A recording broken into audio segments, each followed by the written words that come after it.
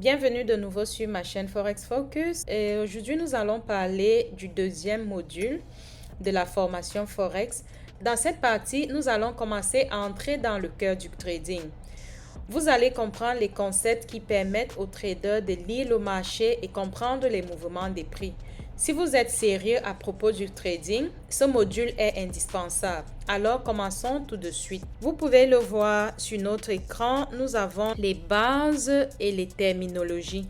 Parmi ces bases, nous avons les pips, les lows, le levier, le spray, le stop loss. Si vous vous rappelez la précédente vidéo, nous avons parlé de ceci, mais on s'est dit qu'on allait développer ça plus tard. Module 2, thème essentiel. C'est quoi le PIP? Le PIP, c'est la base du Forex en une minute. Le PIP est la plus petite unité de variation du prix d'une paire de devises. C'est l'unité qui permet de mesurer tes gains, tes pertes et la volatilité du marché. Sans PIP, il est impossible de calculer quoi que ce soit en trading. Si vous n'avez pas de PIP, vous ne pouvez rien calculer. Comment ça fonctionne? Pour la plupart des paires telles que l'euro-dollar, la livre sterling-dollar, un PIP est égal, on va faire nos petits calculs là. Un PIP est égal à 0,00, donc 3 0 et 1. Donc voilà à quoi est égal un PIP. Et lorsqu'on dit que c'est la plus petite variation du prix, vous pouvez comprendre pourquoi c'est la plus petite, parce que on part de 0,000 pour arriver à 1. On a l'exemple de l'euro contre le dollar. Ici, on dit l'euro contre le dollar équivaut à quoi? À 1.1000, ce qui donne 1.1001. Sur les 1001 là, ça veut dire qu'on a gagné un pip. Parce que quand on regarde 1001 moins 1000, on se retrouve à 1. Ce qui nous donne un pip. Je ne sais pas si on se comprend. C'est pour les paires telles que l'euro contre le dollar, la sterling contre le dollar.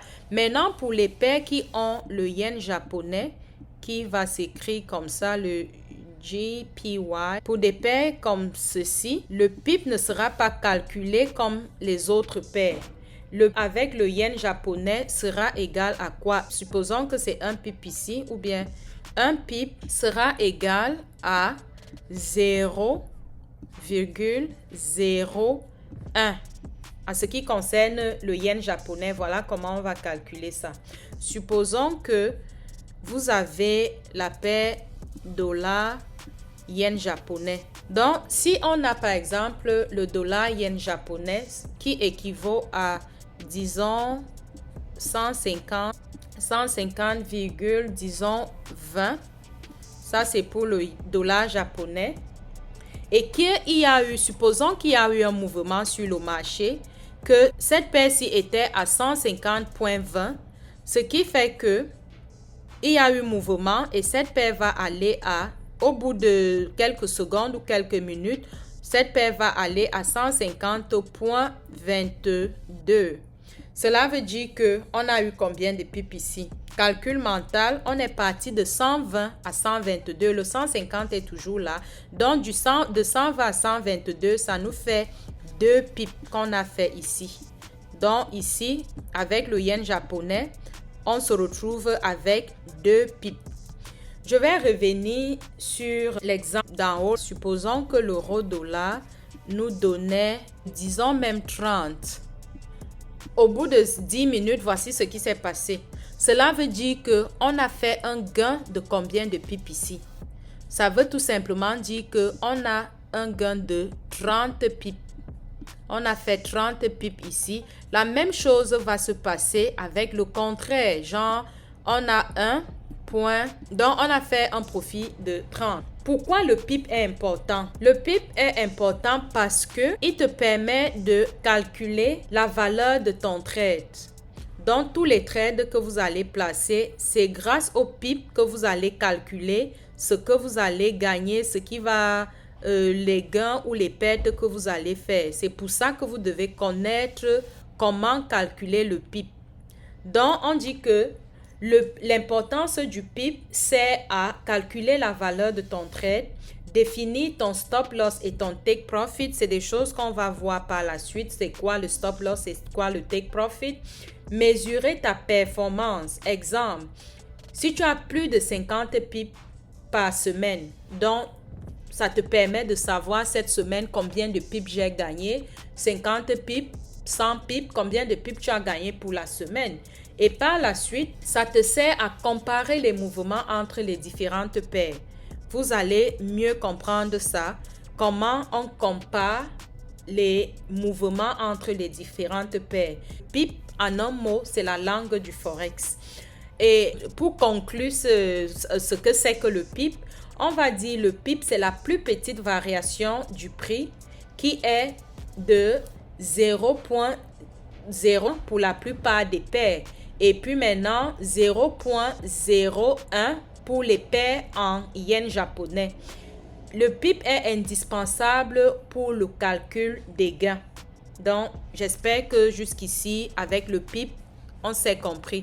Maintenant, le lot. C'est quoi le lot? Donc, si vous ne connaissez pas ces termes, la suite de ce cours ne vous servira absolument à rien. Absolument, voilà pourquoi je highlight ça, pour que vous sachiez à quel point ces termes sont très importants.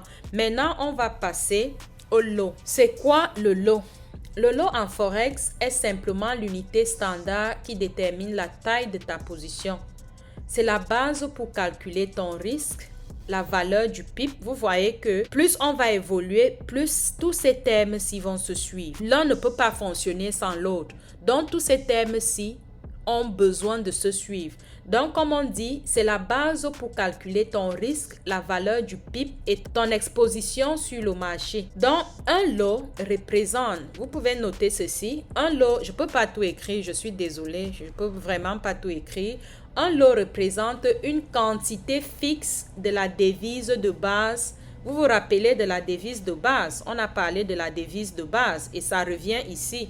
Et pour vous dire, ne vous limitez pas sur mon cours. Allez chercher ailleurs. Allez faire des recherches, que ce soit ChatGPT, que ce soit Google, que ce soit même d'autres traders qui donnent des cours comme je suis en train de le faire là sur YouTube.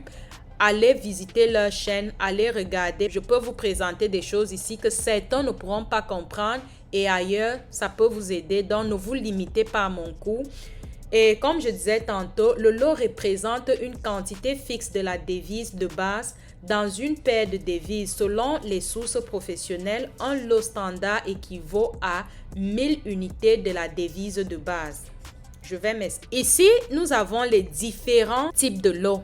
Je vais les highlight également. Vous devez faire pareil. On a les micro-lots. On a les... Avant les micro-lots, je vais vous présenter l'autre qui n'est pas très utilisé. Les nano-lots. Nous avons ici les nano-lots. Je n'ai jamais utilisé ça. Je n'ai même jamais eu un broker qui proposait les nano-lots. Mais vous pouvez en trouver qui proposent les nano-lots. Donc, il y a les nano-lots qui ont pour unité. L'unité des nano-lots est de 100. L'unité des nano-lots est de 100. Maintenant, mis à part les nano-lots, nous avons les micros ou les micros. Je ne sais pas quel nom vous voulez donner là-bas. Nous avons les mini-lots qui sont là après les macros. Et puis, nous avons les standards.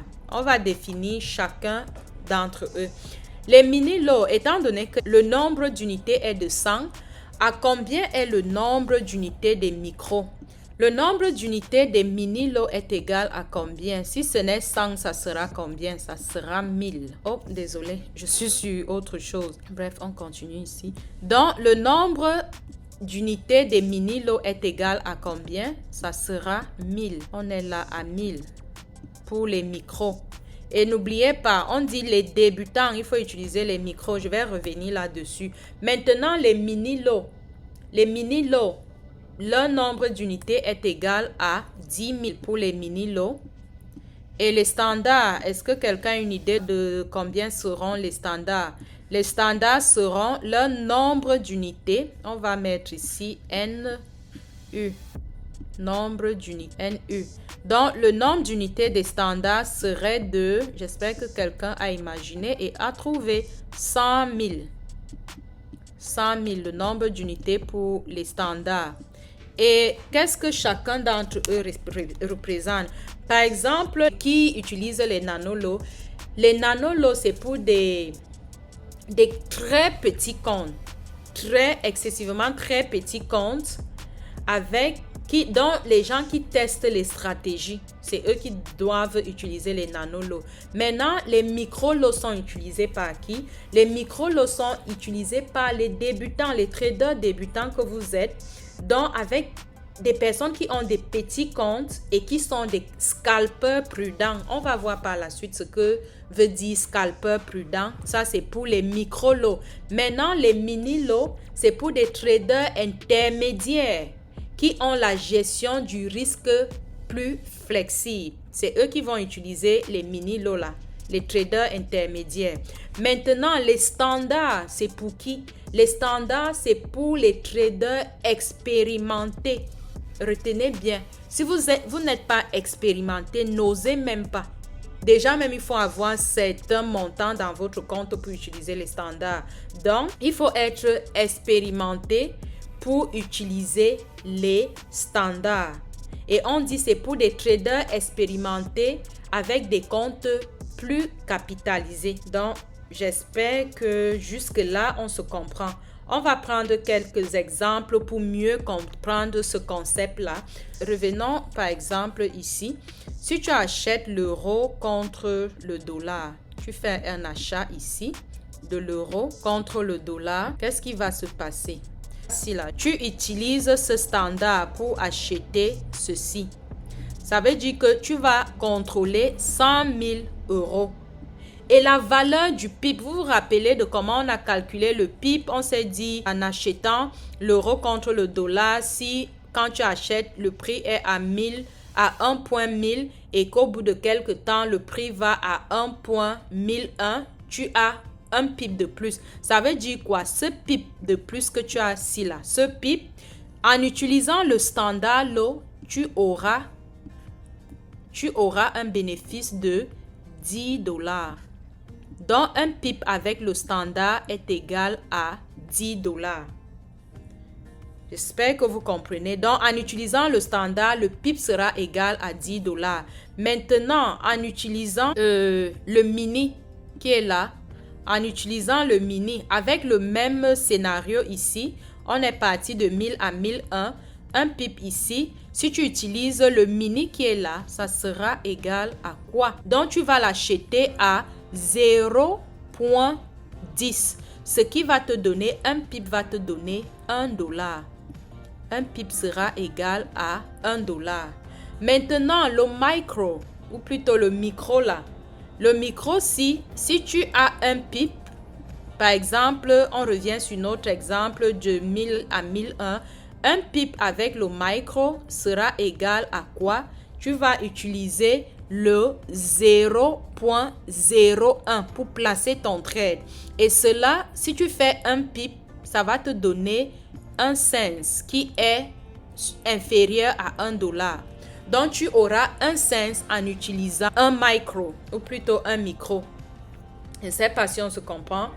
Donc, pourquoi c'est essentiel? Comprendre les lots te permet de calculer ton risque par trade. Si tu comprends cette partie-ci là, ça va te permettre de calculer tes risques par trade. Tu sais que si j'ai par exemple 10 pips et que j'ai utilisé le micro, ça va me donner combien de dollars? Je pense que 10 pips avec le micro, ça fait 1 $. Mais si tu as 10 pips avec le mini, 10 pips avec le mini, ça va te donner 10 $. Et maintenant, 10 pips avec le standard, ça va te donner combien? 100 $. Donc, il faut faire la différence entre deux. Donc, on disait tantôt que c'est essentiel de comprendre le lot parce que il te permet de calculer ton risque par trade.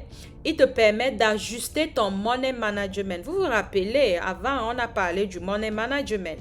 Maintenant, on dit que il te permet de déterminer la valeur du PIB. Vous voyez que le lot revient au PIB. à un moment donné, tous ces gens-ci vont fonctionner ensemble. Tu ne pourras pas évoluer avec l'un sans l'autre. Ça sera impossible. Voilà pourquoi vous devez comprendre tous ces termes-ci, savoir exactement qui est qui et qui fait quoi. Ça va te permettre de comprendre la valeur du PIB. Ça va te permettre également d'adapter la taille de ta position à ton capital et à ta stratégie. Ça, c'est très puissant et c'est très intéressant. Donc, c'était ça pour le lot. Maintenant, passons au levier. C'est quoi le levier? En Forex, c'est la possibilité de contrôler une position beaucoup plus grande que ton capital réel. Par exemple, avec un levier de 1,100, $100 te permet de contrôler $10 000. C'est puissant et c'est dangereux aussi. Voici pourquoi vous devez faire très attention. Donc, le levier, qui en anglais veut dire leverage, est un mécanisme fourni par ton courtier, qui est encore appelé le broker en anglais, qui te permet d'ouvrir une position plus grande que ton dépôt réel. Selon les sources professionnelles, 1,100 signifie que chaque $1 déposé te donne $100 de pouvoir de marché. On ne se comprend peut-être pas, mais on va se comprendre. Comment ça fonctionne? Le levier est toujours lié à la marge. On va voir par la suite ce que c'est que la marge. C'est-à-dire l'argent que tu dois immobiliser pour ouvrir une position. Exemple concret. Supposons que tu veux ouvrir une position $10 000. Tu as un levier de 100. Supposons que tu as ce levier-là. La marge requise est de combien? Elle est de 10 000. Donc, on va faire 10 000 qu'on va diviser par... Je sais que c'est un peu de maths, mais ce ne sont pas des maths qui vont vous fuir. J'ai fui les maths à l'école, maintenant on vient me faire les maths ici. Donc, on va diviser ça. Et si on enlève les zéros là, on va se retrouver avec 100. La réponse ici, ça sera 100. Et on dit donc que la marge requise, ça c'est pour la marge qu'on va voir plus tard dans nos vidéos. La marge serait de 100. Maintenant, donc avec $100, tu contrôles $10 000. J'espère qu'on se comprend. Avec $100, tu contrôles $10 000. Mais attention, les gains et les pertes sont calculés sur les $10 000. Pas sur les $100. Ok, autre chose. On a quelque chose ici qu'on va appeler le ratio de levier. Bon, on ne va pas trop s'attarder sur ça parce que honnêtement, c'est pas très important, mais je pourrais partager ça d'une autre façon. Les sources rappellent que le ratio élevé amplifie fortement les pertes et peuvent mener à un margin call. On va voir ce que c'est que le margin call. Si ton capital devient insuffisant. Maintenant, pour les débutants que vous êtes, on recommande en tant que débutant, voici le levier que vous devez utiliser. Vous devez utiliser un levier qui va de 1,10 à 1,20. Donc, pour éviter les problèmes, si vous ne faites pas ça, vous allez bien cramer vos comptes à 1,20. Maintenant, si tu es intermédiaire, tu peux aller de 1 point, par exemple, 20 ici à 50. Tu peux aller là. Mais toutes ces choses-ci dépendent du broker que vous avez. Hein. Parce que ici, par exemple, on va utiliser 1500, 400. Voici le levier qu'il ne faut pas en tant que débutant. Là, n'essayez même pas ça. Un levier qui va de 1, 2, 100 et plus. 200 et plus là. N'essayez pas ça. Et surtout si vous n'avez pas de stratégie solide et que vous n'avez pas un stop loss strict, ça va griller vos comptes. Quand je dis griller, si vous avez peut-être vos $200 dans votre compte, ça va disparaître. C'est-à-dire le marché va avaler ça quand ça va aller contre toi. Donc, c'est ça pour les leviers. Et on dit ici, le levier est un danger si mal utilisé. Si vous l'utilisez mal, c'est un danger. Commencez avec un levier faible jusqu'à acquérir de l'expérience. Et quand vous avez l'expérience, que vous pouvez donc maintenant vous décider si vous allez élever votre levier. Mais pour le moment, pour un début, restez sur cette partie-ci, sur ce 10, 20 au plus 50. Donc, c'est ça pour les thèmes essentiels. Maintenant, passons au spray, au stop loss et puis la marge. Stop loss et take profit. Bref, tout ça ici. C'est quoi le spray? Donc, ici, nous avons le spray, le stop loss et la marge. Bon, stop loss et take profit, les deux vont ensemble. On ne peut pas utiliser l'un sans l'autre. Et puis, on va voir la marge qui est marge. Le spray est le coût du trade. Le spread, c'est la différence entre le prix d'achat qui est le buy. Vous vous rappelez, on a dit buy était égal à achat, vente était égal à sell. Donc, c'est la différence entre le prix d'achat et le prix de vente. C'est le coût du trade. Plus le prêt est faible, mieux c'est. Maintenant, pour mieux comprendre ceci, on va prendre l'exemple de l'euro contre le dollar. Supposons que voici deux thèmes que vous allez devoir écrire. Je reviens sur mes highlights là pour que les gens n'oubliez pas nos highlights, savoir ce que c'est que le prêt, le margin and margin call. Désolé de la façon dont je le fais. Le take profit et le stop loss, les choses que vous devez comprendre. Donc, je vais vous présenter deux thèmes ici que vous devez connaître qui sont le bid, B-I-D, vous devez connaître ces thèmes-ci.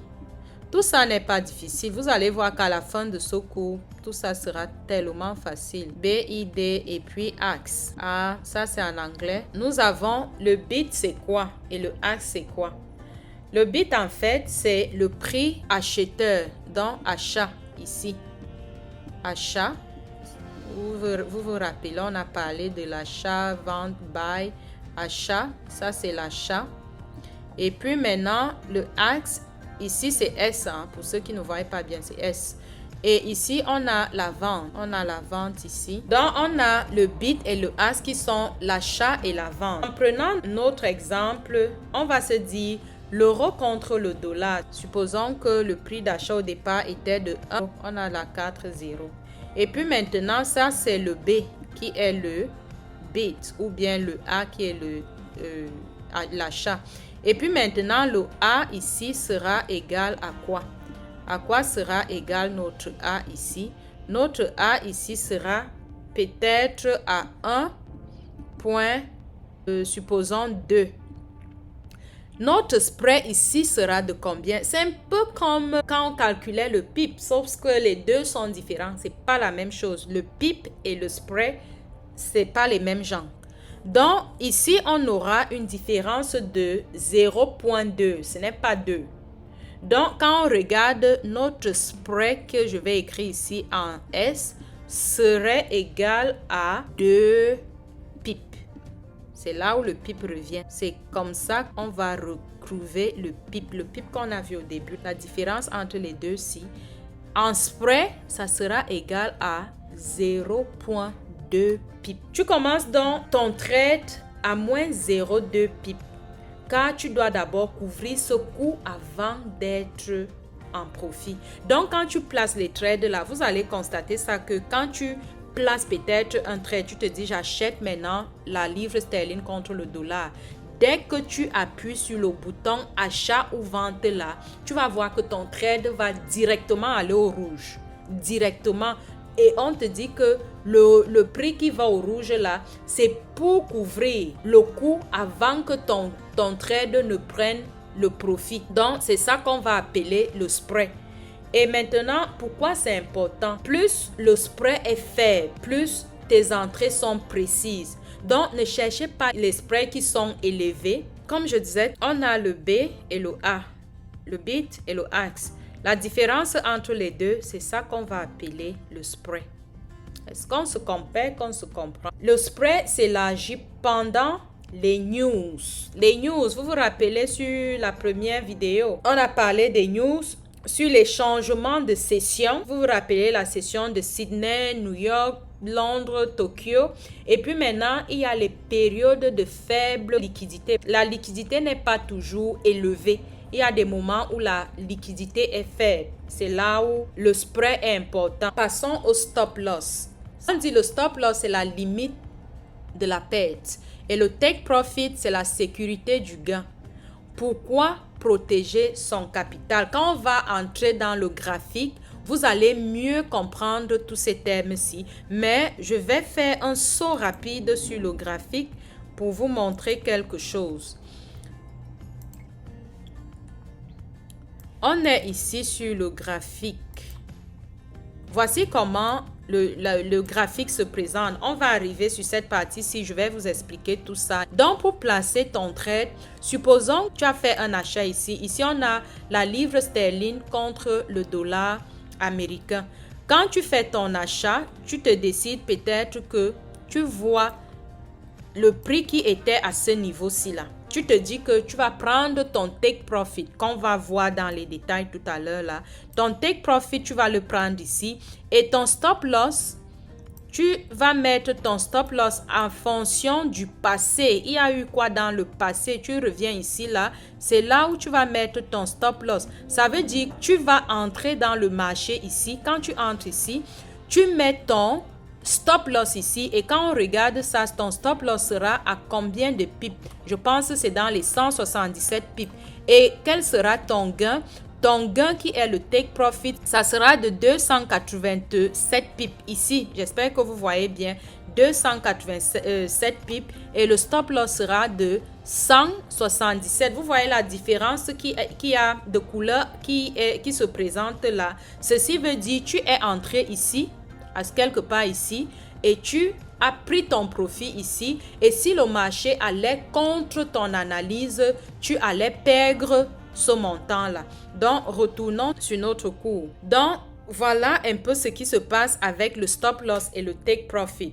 Pour expliquer de façon simple, le stop loss est un ordre automatique qui ferme ta position si le marché va contre toi. Ordre automatique. Donc, c'est automatique. Tu n'as pas besoin d'avoir ton téléphone avec toi que, oh, mon stop loss. Donc, quand tu places ton trade directement, où est-ce que je mets mon take profit? Où est-ce que je mets mon stop loss? Voici comment on va abréger parce qu'on n'écrit pas ça tout le temps. Stop loss sera abrégé ST. Donc, à chaque fois que vous allez voir ST, ça veut dire stop loss. Maintenant, take profit, ça sera TP. TP, ça c'est take profit. Take profit, ça veut dire le gain. Stop loss, ça veut dire la perte. Donc, je disais tantôt que le stop loss est un ordre automatique. Donc, quand vous placez votre stop loss, même si vous avez oublié votre téléphone quelque part et que le marché arrive sur votre stop, ça va fermer automatiquement votre position si le marché va contre vous. Donc, le stop loss, écoutez bien, prenez les notes. Le stop loss te permet de protéger ton capital et t'empêche de perdre plus que prévu. Écoutez bien et retenez ce que je viens de dire là. On a un exemple. Tu achètes l'euro contre le dollar. Notre fameux euro-dollar là. On revient sur euro contre dollar. Supposons que tu achètes l'euro contre le dollar et que le prix d'achat, quand tu es entré dans le marché, le prix d'achat était ici 1,0. On va mettre 4,0 là derrière. Voilà. Supposons que quand tu as fait ton achat, tu as acheté l'euro-dollar à ce prix-ci. Maintenant, tu as mis ton stop loss qui est SL. Ce n'est pas T, SL. Donc, tu vas mettre ton stop loss SL. Tu vas placer ton stop loss à 1 point. On va mettre 1.09 quelque part ici. 9 encore. Et peut-être encore quoi derrière. On peut ajouter 0,9950. Supposons que tu fasses quelque chose comme ceci. Si tu fais les calculs entre les deux-ci, c'est-à-dire 10 000 moins 0,950, ça va te donner une perte de 50 pips. Donc, ça va te faire une perte de 50 pips ici. Et maintenant, tout va dépendre du lot Vous vous rappelez du lot qu'on a vu au départ. Tout va dépendre du lot que tu as utilisé. Est-ce que tu as utilisé le mini, le micro ou le standard? Tout va dépendre. Si tu as utilisé par exemple le mini que tous les débutants doivent utiliser, ça va te faire une perte de, je pense, c'est $5, quelque chose comme ça. Je pense que c'est $5. Et si tu as utilisé le mini va te faire une perte de $50. Et maintenant, le standard, bref, vous pouvez faire les calculs. Donc, voici ce qui se passe. Tu entres à ce prix-ci et tu mets ton stop loss ici. Et tu vas perdre, voilà ce que tu vas perdre. Et ce qui se passe, c'est que si tu ne mets pas ton stop loss, au lieu de perdre 50 pips, tu peux te retrouver à perdre 100 pips, 150. Et si tu n'as même pas assez d'argent dans ton compte, le courtier va t'enlever du marché. Donc, on va rafler tout ton argent. Et parfois, tu peux même te retrouver à leur devoir de l'argent.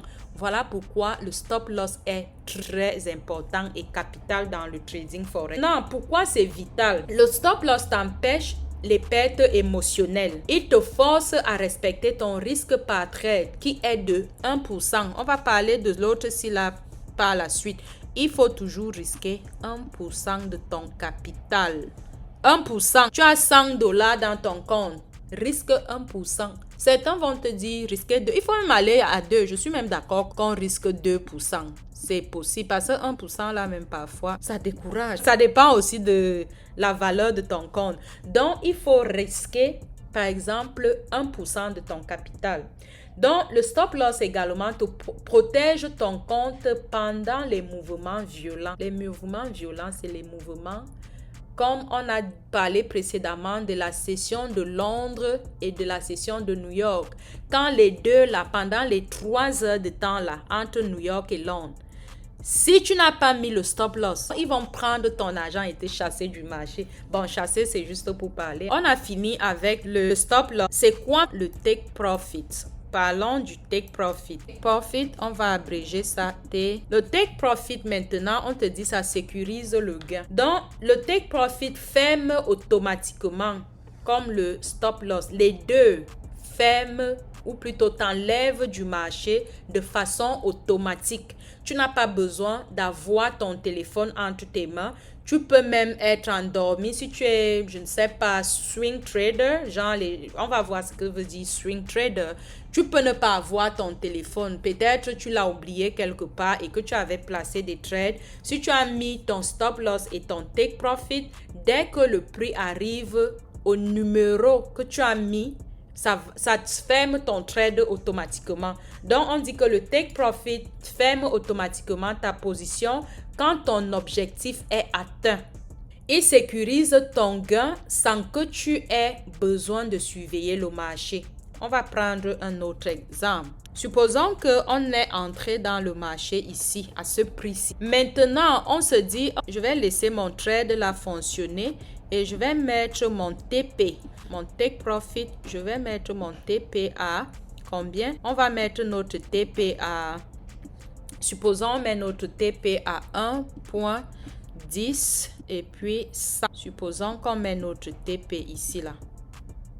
Est-ce qu'on se comprend? En faisant ceci, notre gain sera de combien? Je vais mettre G.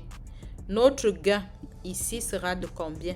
Si vous avez fait les maths et que vous avez trouvé, tant mieux. Notre gain sera de 100 pips pour avoir fait notre achat à 1.10 000. Donc, notre gain sera de 100 pips. Et tout va dépendre de votre lot que vous avez utilisé. Si vous avez utilisé le standard, vous faites les calculs. 100 pips avec le standard, ça vous donne combien? Je pense que c'est $1000. Et si vous avez utilisé le mini avec ceci, ça va vous donner $100. Le micro qui est pour les débutants, ça va vous donner $10. Donc, 100 pips, ça vous donne $10. Pourquoi c'est utile? Le take profit, il évite de sortir trop tôt par émotion. Parce que parfois, vous allez expérimenter ça. Quand vous allez commencer à trader, vous allez voir que tu places des trades et puis tu commences à avoir des profits. Tu as peut-être mis ton ton take profit à 100 pips. Dès que tu atteins 50 pips là, ton cœur commence à battre, tu as peur, est-ce que le marché va se retourner contre toi? Donc il y a la panique qui est là et ça peut te faire fermer ton trade avant le temps et au final, le prix va arriver là où tu avais mis ton take profit et à la fin, tu es gagnant, mais quelque part, tu es aussi perdant puisque tu n'as pas atteint ton objectif. Donc, il te permet d'éviter de sortir tôt du marché par émotion. Il te permet également de respecter ton ratio risque-rendement. On va voir ce que c'est que ratio risque-rendement qui est de minimum 1.2. 1.2 ici là. Quand on dit ratio rendement, je vais abréger ça RR. Vous allez voir ça tout au courant de votre vie de trading. RR, pour mieux comprendre ceci. Tout à l'heure, on avait un stop loss qui était de 50 pips. Si tu places un trade et que tu t'es dit tu veux perdre peut-être 50 pips. En perdant 50 pips, il faut que tu te rassures que si tu gagnes ce trade-là, tu vas gagner 2 fois. Voilà pourquoi on a 1 sur 2. Donc, en perdant 50, mais si tu ne perds pas et que tu gagnes, rassure-toi que tu vas gagner 2 fois ce que tu aurais pu perdre, ce qui va te revenir à 100. Donc, si tu mets ton stop loss à 50 pips, rassure-toi que tu as mis ton take profit à 100 pips. D'aucuns vont même aller jusqu'à 1 sur 3. C'est ce que personnellement je fais en tant que swing trader. 1 sur 3, désolé. Au lieu de 1 sur 2, tu peux aller même à 1 sur 3. Quand on va entrer dans les graphiques, vous allez bien comprendre tout ça. Comment tout ceci fonctionne, le spread, le stop loss, le take profit, comment ils fonctionnent ensemble. Le spread qu'on a vu ici là, son rôle c'est le coût du trade. Le rôle du spread c'est le coût du trade. L'impact de ça c'est, ça influence la précision de ton entrée. Donc, le spread influence la précision de ton entrée. Maintenant, le rôle du stop loss, c'est la limite à la perte. Et l'impact de ça, c'est de protéger ton capital. Le take profit. Le rôle du take profit, c'est de sécuriser ton gain. Et l'impact de ça, c'est d'automatiser ta stratégie. J'espère qu'on se comprend. Ton spread influence ton stop loss et ton take profit. Quand tu places par exemple un stop loss ou un take profit, vous vous rappelez de le prix d'achat. On dit quand tu places un stop loss ou un take profit, le broker, c'est-à-dire ton courtier, celui qui te donne accès au marché, celui qui te permet de trader le forex, on appelle le courtier. Donc, il va utiliser le prix d'achat ou le prix de vente. L'un des prix, si le courtier va l'utiliser, pas le prix que tu vois visuellement. Donc, tu ne vois pas ça. Ce n'est pas ce que tu vois. Donc, cela peut déclencher ton stop loss plus tôt si le spread s'élargit. Donc, si le spread s'élargit, ton stop loss peut être déclenché et cela peut également retarder ton take profit. C'est là où les choses sont un peu bizarres. Donc, le broker qui utilise le prix d'achat ou de vente peut également retarder ton take profit. Je vais vous dire de ne pas trop vous attarder sur ça. N'ayez pas peur de ça. C'est des choses que plus vous allez aider, plus vous allez mieux vous imprégner de ces choses-là. Un exemple simple de ce que je venais de dire. Supposons que tu as fait un achat. Le stop loss est déclenché sur l'achat. Et le take profit est déclenché sur la vente. Donc, si le spread augmente, ton stop loss peut être touché sans que le graphique ne l'affiche clairement. Donc, les courtiers que vous voyez là, en même temps, c'est aussi des bandits, des petits bandits que il faut faire des recherches sur le courtier que vous voulez utiliser parce que dans cette affaire-ci, c'est chacun qui veut se faire son gain et les gens sont prêts à faire les gains sur les autres. Donc, comme je disais, il peut arriver que ton stop loss soit touché et que le graphique ne te montre pas ça. Mais c'est des cas rares. Personnellement, après 6 ans de trade, que je n'ai jamais expérimenté ça. On va regarder ce que c'est que la marge et margin call. On dit marge, c'est égal au capital bloqué pour ouvrir une position. Margin call, en fait, c'est deux termes.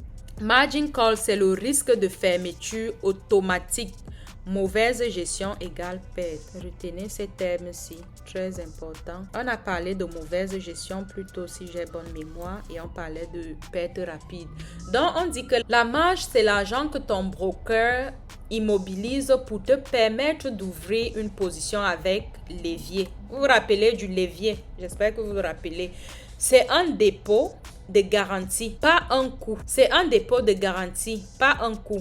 Tu le récupères quand la position se ferme, sauf si tu le fais liquider. Et on a une formule là pour calculer la marge. Maintenant, je tiens à vous informer qu'une erreur s'est glissée dans mes explications sur la marge. Après vérification, j'ai pu corriger l'information afin que vous puissiez continuer votre apprentissage sur des bases justifiables. On continue avec la suite. Passons à la marge et la mauvaise gestion.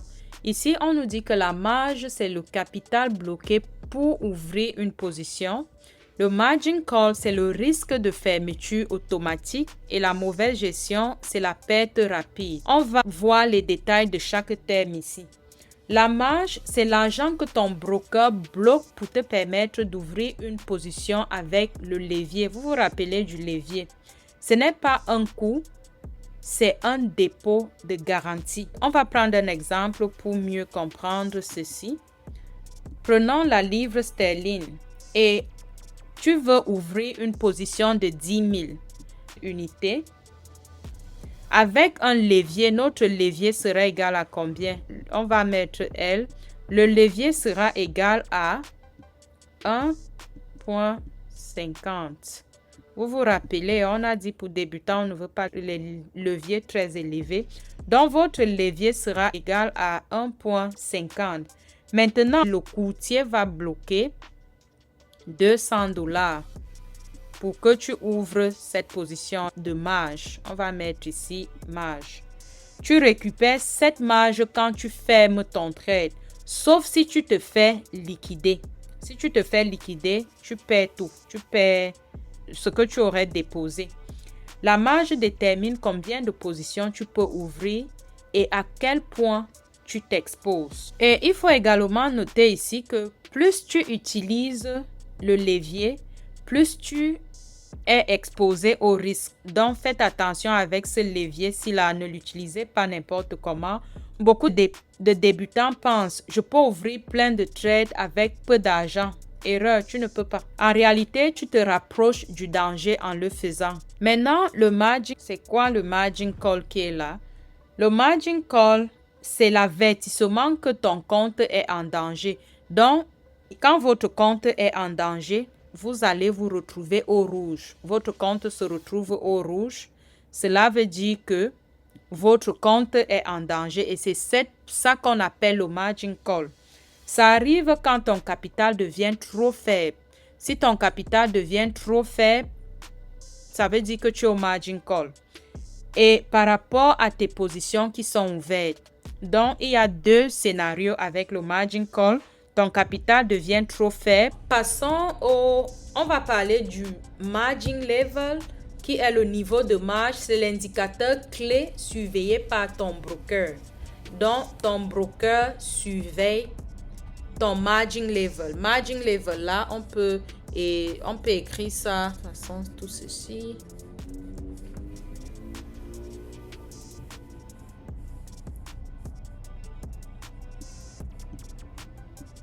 Donc, ton margin level, qu'on va peut-être abréger ici,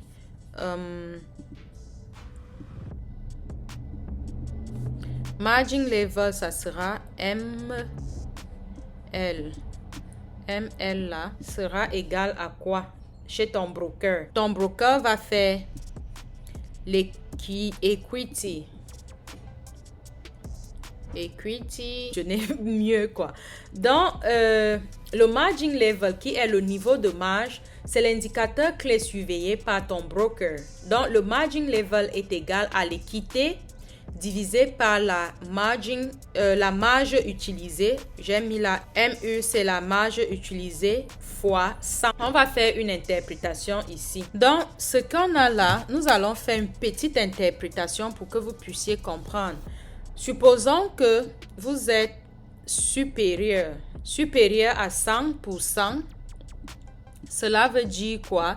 Ceci veut dire que tu es en zone safe. Je vais mettre ZS, zone safe. Donc, zone safe, j'espère que vous comprenez la zone de sécurité. Donc, vous êtes en zone de sécurité si la marge est supérieure à 100%. Mais si elle est inférieure à 100%, supposons qu'on est là, inférieur à 100%. Ça veut dire, nous allons voir tout ça sur le MT4 ou les MT5 quand on va commencer à entrer dans les graphiques. On va voir tout ça. Donc, si vous êtes en dessous de 100%, ça veut dire que vous êtes en danger. On va mettre un gros D là. Vous êtes en danger. Tu n'as plus assez d'équité. L'équité qui sont les $200, on a effacé là.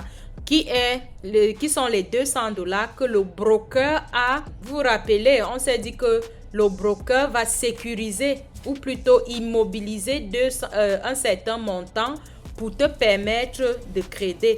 Donc, on dit tantôt, si tu es en dessous, tu es en zone de danger, tu es dans le danger, tu n'as plus assez d'équité pour couvrir tes positions. Le seuil du broker, c'est-à-dire, souvent c'est 50%, parfois 100% selon les régulations, selon le broker que vous allez utiliser. Maintenant, les courtiers, vous allez me voir interchanger les termes, la courtier ou broker, c'est la même personne, c'est la même chose. Je dis juste en français et en anglais. Donc, le broker déclenche ce qu'on va voir ici qu'on appelle le margin call. Donc, le broker va déclencher un margin call quand ton niveau de marge tombe en dessous de leur seuil. J'espère qu'on se comprend. Donc, si tu es en dessous du seuil du broker qui est en dessous de 100%, qui te donne le danger, qui te dit que tu es en danger. Vous allez même voir quand vous allez commencer à trader, vous allez voir que votre compte va au rouge. Si vous étiez au bleu, ce n'est plus bleu, ça devient rouge. Ça veut dire que vous êtes en zone de danger en fait. Et si vous êtes intelligent, fermez juste vos trades manuellement. Même si vous avez placé le stop loss et que ça n'attendez même pas que ça atteigne votre stop loss, fermez vos trades manuellement. Sinon, ça crame votre compte. Donc, on dit que le broker déclenche un margin call quand ton niveau de marge tombe sous leur seuil. Et le margin call maintenant, c'est quoi? Le margin call, c'est un avertissement envoyé par ton broker pour te dire ton capital n'est plus suffisant pour maintenir tes positions ouvertes. On dit le margin call, c'est quoi le margin call? Je vais me répéter et prenez des notes s'il vous plaît. Le margin call est un avertissement envoyé par ton broker pour te dire ceci. Ton capital n'est plus suffisant pour maintenir tes positions ouvertes. Donc, ferme tes positions s'il te plaît. Il se produit quand ton équité tombe sous le minimum requis par le broker. Et on va prendre notre exemple. On avait notre exemple là où on disait que la marge utilisée, je vais mettre MU, la marge utilisée était égale à $200. C'était ça la marge utilisée, $200. Maintenant, le seuil du broker, je vais mettre SB. Le seuil du broker est égal à 100%. Donc, si tu dépasses les 100%, là, le broker n'est plus avec toi. Donc, le seuil du broker, c'est 100%. Le margin call qui est l'appel, l'avertissement du courtier. Le margin call qu'on va abréger ici, MC, si ton équité tombe à $200. Cela signifie que tes pertes flottantes ont mangé ton capital. Donc, tu n'as plus rien là-bas. il n'y a plus rien là-bas. Le broker va te dire, tu es dans une zone très dangereuse. Il y a donc quelque chose qui va se passer. Et la chose qui va se passer là, on appelle ça le stop-out liquidation. Donc, le stop-out, c'est-à-dire la liquidation. Donc, si tu ignores le margin call, parce que ça arrive à plusieurs traders, moi-même, j'en fais partie. J'ai fait ça tellement de fois. Je vois que je suis dans une zone rouge. Je me dis, ça va passer. Le trade va revenir dans mon sens. Donc, je fais le bras de fer avec le marché et tu ne peux pas faire le bras de fer avec le marché. Impossible. C'est des choses qu'il ne faut même pas essayer. Si tu ignores le margin call, c'est-à-dire le margin call, c'est l'avertissement. Donc, si tu ignores cet avertissement-là du margin call, le broker ferme automatiquement tes positions. Ils ferment automatiquement. Ils vont appeler ça, dans cette fermeture-là, on va appeler ça le stop-out level. Souvent autour de 50% selon les brokers. Un exemple simple. La marge utilisée est de $200. Le stop-out est de, disons, 50%. La liquidation, si équitée, sera égale à $100. Le broker ferme tes positions une par une. Donc, si tu avais peut-être 5 trades ouvertes et que tu es déjà au rouge, le broker va commencer à fermer tes positions une par une, en commençant par la plus perdante. Supposons que tu as 5 positions. Sur les 5 positions, tu as peut-être moins 100. Tu as moins 100 ici. Tu as moins 300 là. Tu as moins 10, tu as moins 5 et puis tu as peut-être moins 400. Supposons que sur tes 5 trades, voilà ce qui se passe. Ce que ton broker va faire, si tu as atteint le margin call et que tes trades sont au rouge, il ne va pas fermer le 5 comme c'est petit. Non, il va commencer par ce qui est grand là. Donc, c'est les $400 là que le broker va d'abord fermer. Dès qu'il ferme les 400 là, il tombe sur les 300. Dès qu'il finit avec les 300, il ferme 100 jusqu'à ce qu'il arrive sur 5. Donc, il faut faire très attention quand vous voyez le margin call. Pourquoi les traders se font margin call? Pourquoi les traders reçoivent des avertissements, pour ne pas dire margin call? Il y a trop de leviers. Donc, le trader utilise trop de leviers. Il y a trop de positions ouvertes. Comme je disais, si tu as peut-être 5 positions ouvertes dans un compte peut-être de $1000, un lot qui est de je ne sais trop combien, les mini-lots, et ça fait que il y a trop de positions qui sont ouvertes. Il n'y a pas de stop loss parce que les choses comme ça arrivent aussi parfois si tu n'as pas mis le stop loss. Donc, les raisons sont trop de leviers, trop de positions ouvertes, trop de stop loss, mauvaise gestion du risque, trading pendant les news où il y a la volatilité plus les spreads élargis. C'est pour ça qu'ils vont t'enlever du marché. Et comment éviter cela? Comment faire pour éviter ces choses-là? Pour éviter ça, les sources professionnelles recommandent d'utiliser un levier raisonnable. On revient sur les mêmes choses. Utiliser un levier qui va de 1. Donc, pour éviter un margin call, il faut utiliser un levier raisonnable qui peut aller de 1.10 à 1.30 pour les débutants. Il faut toujours placer un stop loss. Placez toujours votre stop loss. Ne jamais risquer plus de 1 à 2% par trade. Surveillez votre margin level. Il faut toujours surveiller votre margin level qu'on a vu ici qui est l'équité divisé par. Donc, il faut utiliser votre margin level. On a vu le margin level ici. Et puis maintenant, évitez les positions trop grosses par rapport à votre capital. Évitez les news. Si vous n'êtes pas expérimenté, ne tradez pas les news. Félicitations d'avoir terminé le module 2. Dans ce module, nous avons vu les notions essentielles pour mieux comprendre comment fonctionne le marché du Forex. Notamment, on a vu les bases et les terminologies. On a parlé des pips, des lots, des leviers, et des spreads et marges.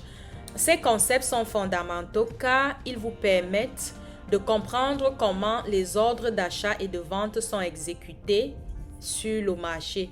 Prenez le temps de bien revoir ces notions, s'il vous plaît, et de les pratiquer sur votre plateforme de trading. Plus vous maîtrisez les bases, plus il vous sera facile de progresser dans votre parcours de trader. Bon, dans le prochain module, nous irons encore plus loin pour vous aider à développer vos compétences et votre compréhension du marché. À très bientôt dans le module